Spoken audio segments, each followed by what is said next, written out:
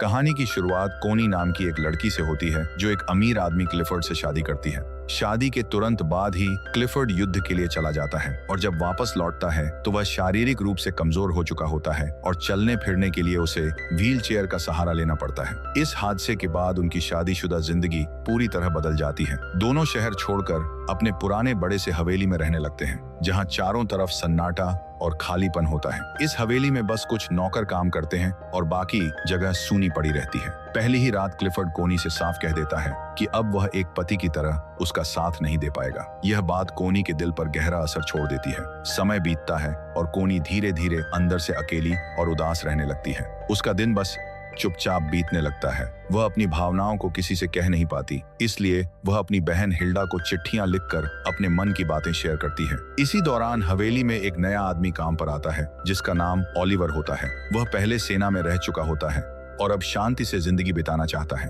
एक दिन कोनी टहलते हुए जंगल की तरफ चली जाती है। वहां उसे एक शांत जगह मिलती है जहां प्रकृति की आवाजें और सन्नाटा उसे अच्छा लगता है। वह जगह उसे सुकून देती है। घर लौटकर वह इसके बारे में क्लिफर्ड को बताती है, लेकिन क्लिफर्ड अपनी हालत की वजह से वहां नहीं जा पाता। कोनी की उदासी देखकर क्लिफर्ड उसे बाहर घूमने की सलाह देता है ताकि उसका मन बदल सके। गांव में जाते हुए कोनी की मुलाकात कुछ लोगों से होती है, लेकिन उसका मन फिर भी खाली ही रहता है। एक दिन क्लिफर्ड कोनी को अपने बचपन की एक जगह दिखाने ले जाता है। रास्ता कठिन होता है और कोनी अकेले व्हील चेयर संभाल नहीं पाती। तभी ओलिवर वहां आकर मदद करता है, क्लिफर्ड को सुरक्षित जगह तक पहुंचा देता है। यह छोटी सी मदद कोनी के मन में ओलिवर के लिए एक अलग जगह बना देती है। वहीं पर क्लिफर्ड एक ऐसी बात कहता है जो सब कुछ बदलने वाली होती है। वह कहता है कि वह कभी पिता नहीं बन सकता, लेकिन वह चाहता है कि कोनी किसी और से बच्चा पैदा करे ताकि उसका खानदान आगे बढ़ सके। यह सुनकर कोनी अंदर से हिल जाती है, लेकिन क्लिफर्ड इसे एक जरूरत की तरह समझाता है। कोनी इस बात को समझने की कोशिश करती है, लेकिन उसके अंदर एक अजीब सा खालीपन और उलझन बढ़ती जाती है। धीरे धीरे उसका ध्यान बार बार उसी जंगल और उस शांत जगह की तरफ जाने लगता है और वहीं से उसकी जिंदगी एक ऐसे मोड़ पर जाने वाली होती है जहाँ से वापस लौटना आसान नहीं होगा।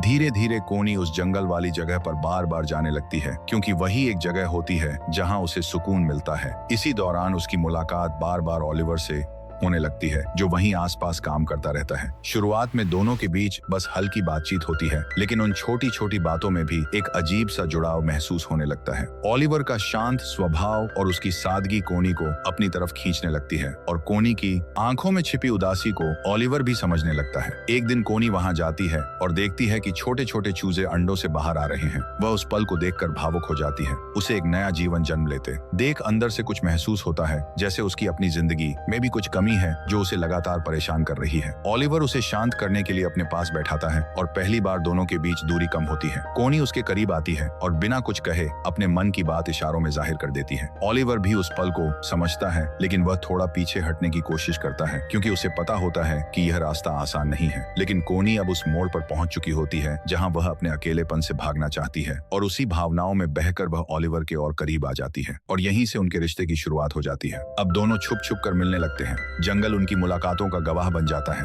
हर मुलाकात के साथ उनका रिश्ता और गहरा होता जाता है। कोनी को पहली बार लगता है कि कोई उसे समझता है, उसे महसूस करता है, लेकिन इस रिश्ते के साथ खतरा भी जुड़ा होता है। ओलिवर बार बार कोनी को समझाने की कोशिश करता है कि अगर किसी को उनके बारे में पता चल गया तो बहुत बड़ी परेशानी हो सकती है, लेकिन कोनी अब रुकने को तैयार नहीं होती। एक दिन कोनी को एहसास होता है कि वह इस रिश्ते के साथ प्रेग्नेंट है। यह बात उसे अंदर से हिला देती है, लेकिन साथ ही उसे यह भी लगता है कि शायद यही वह चीज है जो उसकी जिंदगी में खालीपन को भर सकती है। वह यह बात छुपाने की कोशिश करती है, लेकिन धीरे धीरे यह खबर फैलने लगती है। गांव के लोगों को लगता है कि बच्चा क्लिफर्ड का है और सब इस बात को सच मान लेते हैं। क्लिफर्ड को भी शक होने लगता है, लेकिन जब वह कोनी से पूछता है तो वह बात को टाल देती है और एक नई कहानी बना देती है कि वह कुछ समय के लिए बाहर जाएगी। दूसरी तरफ जब कोनी यह बात ओलिवर को बताती है तो वह गुस्से में आ जाता है। उसे लगता है कि कोनी ने उसे सिर्फ एक जरूरत के लिए इस्तेमाल किया है। यह बात उनके रिश्ते में दरार डाल देती है। अब हालात पहले जैसे नहीं रहते। इसी बीच एक दिन अचानक कोई उन्हें साथ देख लेता है